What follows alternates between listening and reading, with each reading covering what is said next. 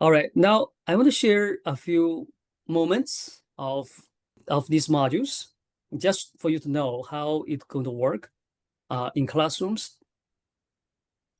So the first thing I want to share is the dream job analysis. For most people, right, the dream job is something that you like to do and makes you tons of money without tons of effort. It sounds like too good to be true, okay? However, what I want to claim is if you know how to use data analytics, you can find them easily. Essentially, you have to make three decisions, right? About region, where to locate, industry, right? Which industry to enter, and finally about company, right? Which company to work for. Now, in terms of region, you might prefer regions with more regions are more economic prosperous, so there will be many job opportunities. Industries, you want to go to a sunrise industry, not a sunset industry, right?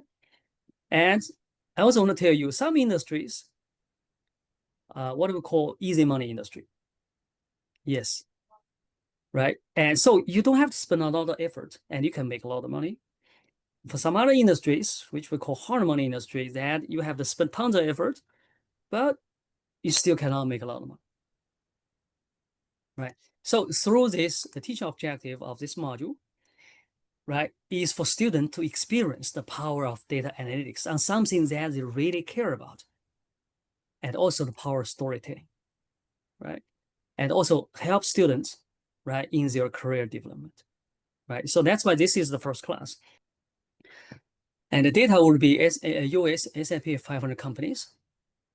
And the lecture time will be about 30 to 60 minutes, depends on how much detail you want to get into, right? And the homework is for students to do research on this data, to define their own dream jobs by region, industry, and company.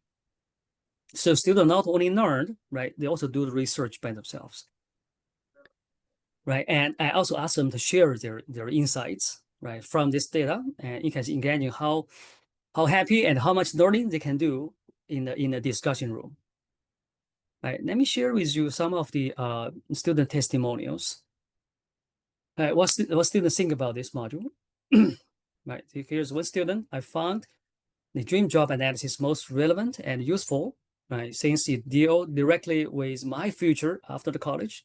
Being able to analyze jobs I personally find interesting was very useful, and I learned a lot by researching different jobs, areas, and salaries.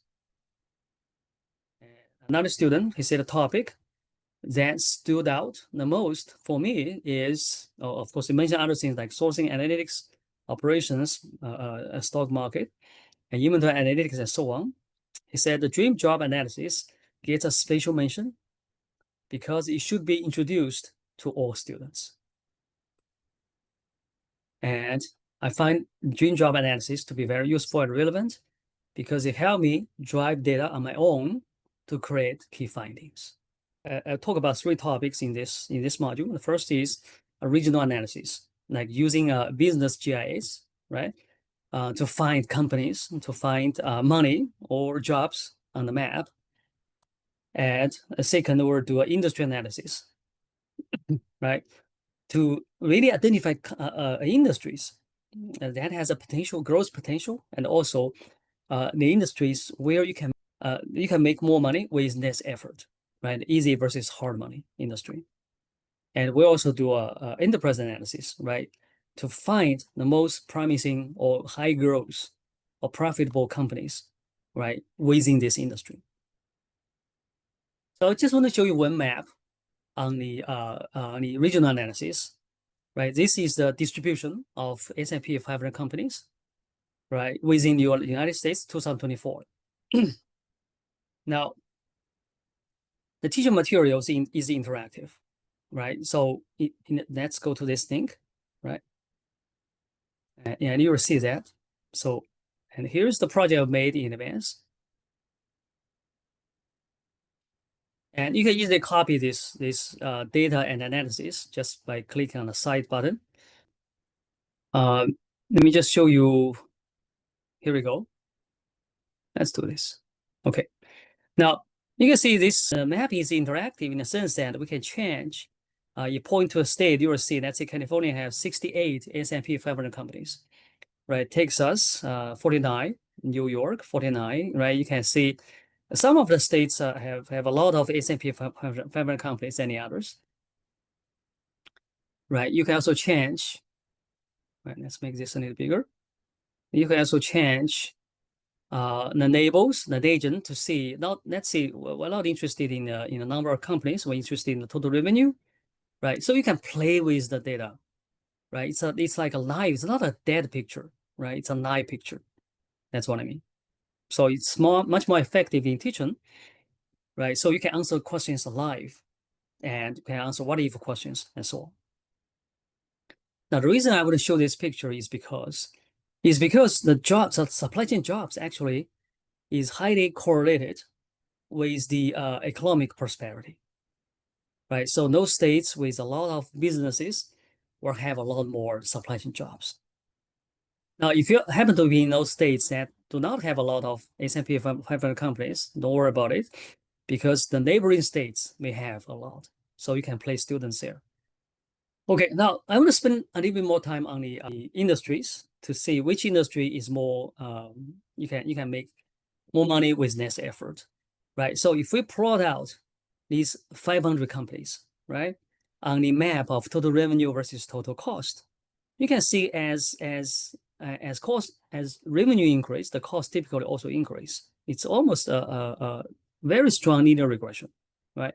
Straight line here. However, you do find a lot of outliers, right? For example, you see these companies up there, Microsoft, Google, Apple, and so on, right? They are significantly different from all the other companies, right? So we can see the cash cows versus sweat factories, right? For example, the cash cow would be Microsoft, right? In 2024, they spent 135 billion and made 245 billion. Now let's look at one of the sweat factories. Let's say Walgreens. They spent 149 billion. They made 148 billion.